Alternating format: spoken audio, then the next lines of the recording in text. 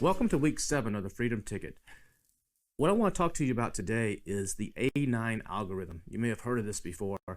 And this is the algorithm it's actually a patented algorithm that actually controls everything on Amazon. It controls the entire shopping experience. And you have to understand some of the basics of how it works if you're going to succeed on Amazon. Amazon's not a place where you can just throw up a product and expect to start making sales. Now, sometimes that will happen because the algorithm will discover you and maybe there's not too much competition, but I hear a lot of people all the time saying that Amazon just doesn't work. It's usually because they're not doing it right, and they're not giving the algorithm the data and the information that it needs to help you succeed. Now, the A9 was created years ago by Amazon by a team of about 7 to 10 data scientists, and it's believed that they're in the San Jose office of Amazon, and everything that they do is secretive. So nobody knows exactly how the A9 algorithm works. There's been little bits and pieces that have snuck out from time to time here and there where people have gotten some data on how it actually works, but usually it's by trial and error, where sellers like myself and Bradley and the Helium 10 team and other sellers out there are just throwing things up against the wall and seeing how the algorithm reacts. But the problem is the algorithm is constantly evolving and changing. Amazon's constantly tweaking it. So what worked 2 years ago for perhaps ranking or getting discovered on Amazon may not be the same now, or they weight things differently. For example, in the past, outside traffic wasn't nearly as important as it is now. Amazon will reward you in the algorithm if you send traffic from Facebook or Instagram or from other social media places more so than they would in the past. And so that it's constantly evolving and constantly changing. But the thing that you need to know is this is done by data scientists, and they know what they're doing, and it's tweaked to generate the most revenue possible for Amazon. Because at the end of the day, all that Amazon cares about is satisfying their customers and making sure they have very happy customers that are going to come in and buy again. And all they care about is revenue per customer. It's called RPC, or revenue per customer. And that's basically composed of a few elements. The number one is interest. So are people interested in what you have to sell? Are they actually clicking and viewing what you have to sell? And then if the second one is conversion. Are they actually, once they click and view it, are they convinced enough that they actually want this item, and do they buy it? The third one is relevance. Is what they're looking at relevant to what they were searching for? What is the buyer intent? So on some keywords, they may type in a general keyword, but the results that show are not exactly what they're looking for. For example, like I gave you earlier in an earlier module, the keyword spy camera. Spy camera could mean a big camera that goes over the garage, or it could mean a little small camera that goes on a bookshelf that's to spy on the nanny or the babysitter or something like that, versus one that's more of a security camera. So the results that show on that page are critically important, and they have to be relevant to what the buyer intent is. So Amazon's constantly tweaking the algorithm to make sure that the results that show are actually what the buyers are looking for. The next part is satisfaction. They want to make sure that if the buyer does have interest, he does convert, and it is relevant, that they're actually satisfied with their purchase, and that's usually in the form of reviews and ratings. And the other part that plays into this is PPC and revenue per customer. Amazon does factor in how good are you at the PPC? Are you even running PPC? If you're running PPC, a lot of people believe that does help you a little bit in the rankings. And what is the additional potential revenue that Amazon can make off of that PPC in conjunction with the commission that they're making already on every sale? So that plays a role. And then, like I said, outside traffic is another key factor. Sending links to Amazon to your pages from different social media sites or even from Google can help you, because Amazon, at the end of the day, it's revenue per customer. They don't care whose product they buy. They don't care if it's your product or if it's somebody else's product. All they care is that they buy something. And so when you're sending outside traffic, you're basically almost like a free affiliate. And in fact, Amazon right now has introduced a new program for brands. So if you're brand registered, you can actually, Amazon will reward you in exchange for sending traffic to your pages, because they know that the person might buy your product and somebody else's product, which increases revenue per customer, and that they're willing to give you a little bit of that money back. Or they might buy your product and some more of your products, or your product and somebody else's product.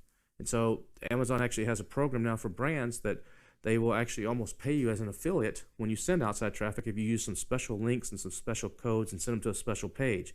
So that's how much Amazon values that outside traffic. And so those are the things that actually comprise the A9. Like I said, it's constantly changing. And one of the key things about it is the relevance factor. So on Amazon, for relevance, categorization is super key. And so Amazon categorizes all the products on Amazon into main categories and then subcategories. And they have manually input and through some AI, a series of keywords that are tied to each one of these categories. So if they believe that you're not relevant, you're not going to actually show up. If the intended search based on their AI fits into a certain category and they believe you're not relevant, you're not going to show up. So how do you tell Amazon that you're relevant? Well, in the beginning, Amazon doesn't know. So they're going to give you the benefit of the doubt. They're going to show your ads a little bit more. They're going to show maybe your listing on a few other places that they normally wouldn't. But you've got to prove to them that you're relevant. And the way that you prove to them that you're relevant is by creating a very complete listing. It's got a very succinct and good title that's got relevant keywords. The bullet points are relevant. The images are relevant. Your description and A+ content are relevant.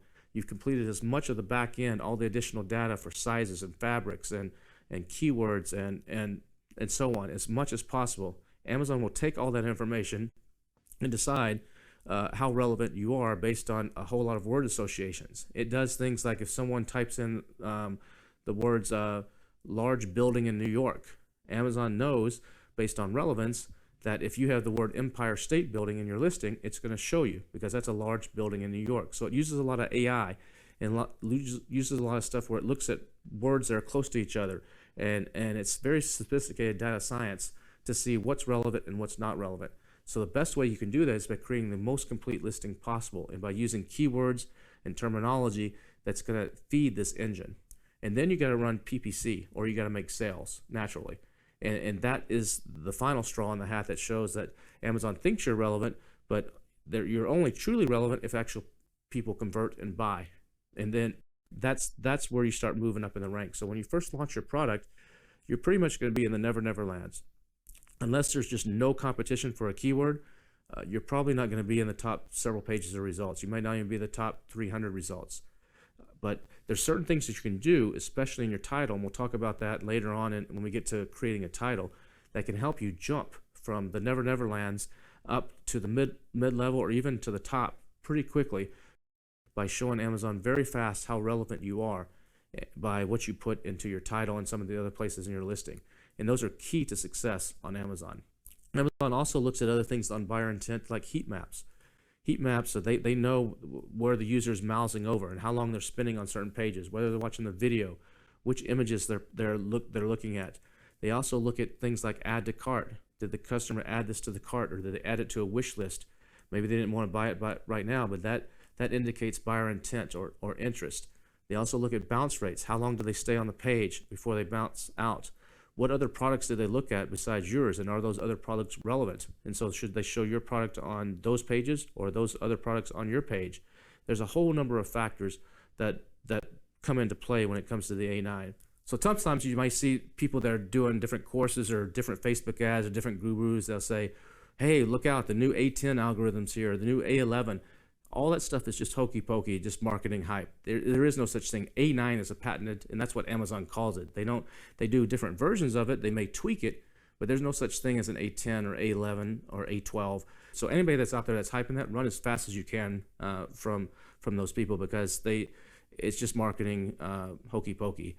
Another thing that you can do though to help in the algorithm on the satisfaction level is by getting more reviews. And the way you get more reviews is by selling more product and having a good product that solves people's problems.